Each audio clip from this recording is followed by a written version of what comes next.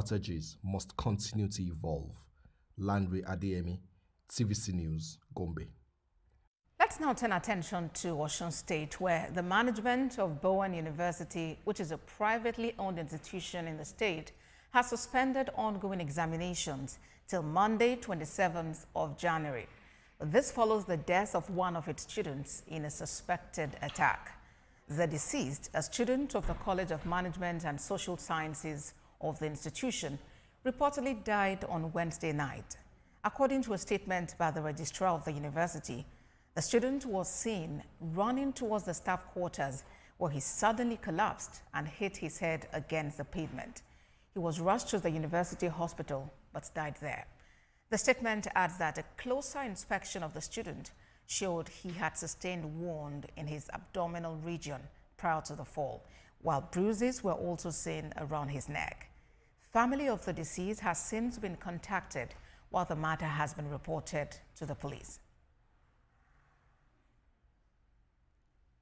For more on this development, Vice Chancellor of Bowen University, Professor Jonathan Babalola, joins me now on the news at 1. Prof, it's good to have you join us at this time, and our sincere condolences on this unfortunate incident. But, help us understand what really went on. How did this student die?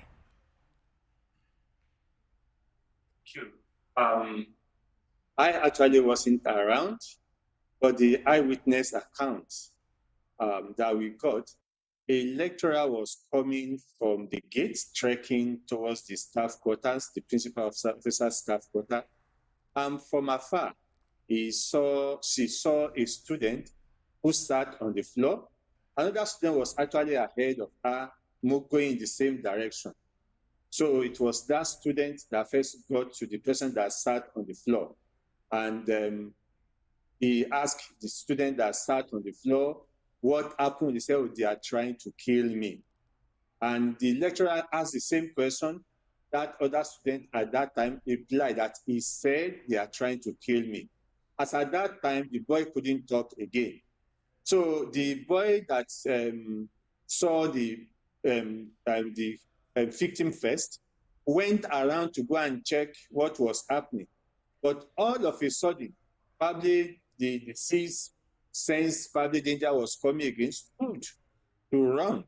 And unfortunately, just staggered and fell against the pavement headlong and became unconscious.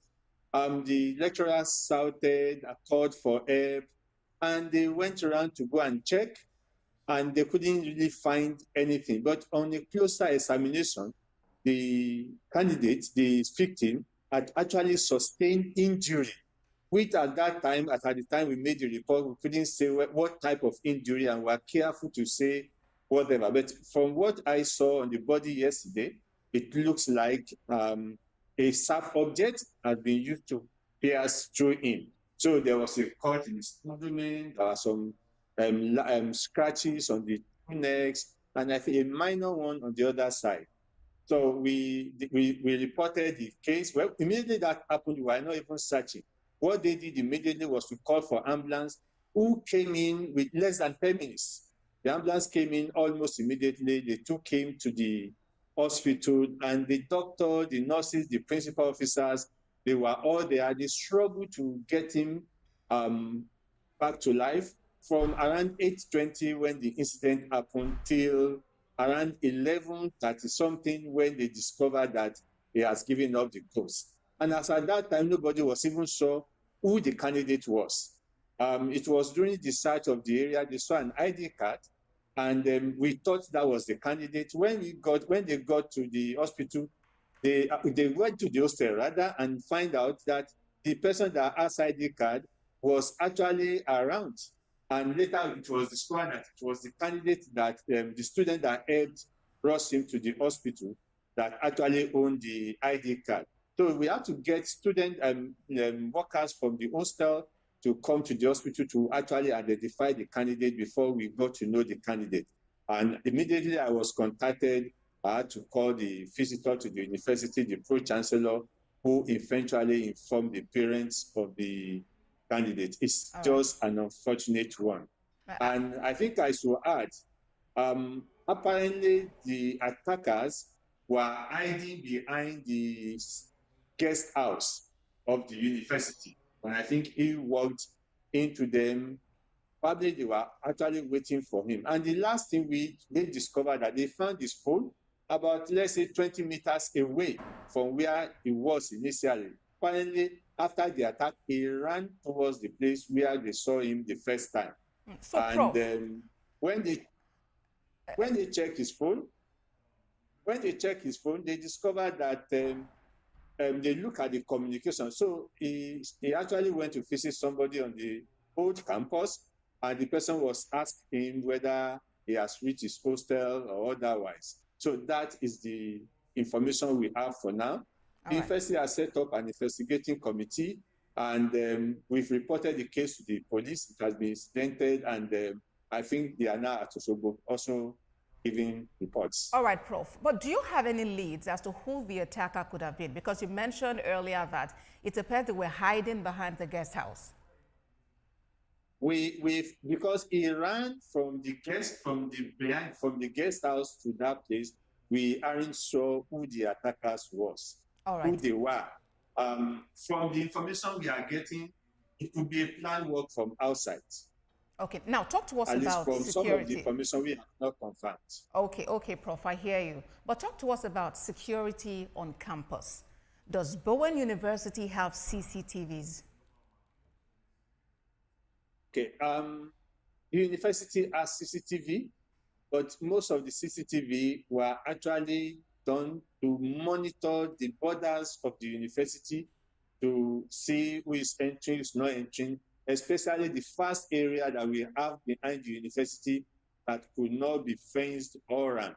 The main gate and some other places have CCTV. Unfortunately, where the incident happened has no CCTV because it was actually not a road which students turned to a road.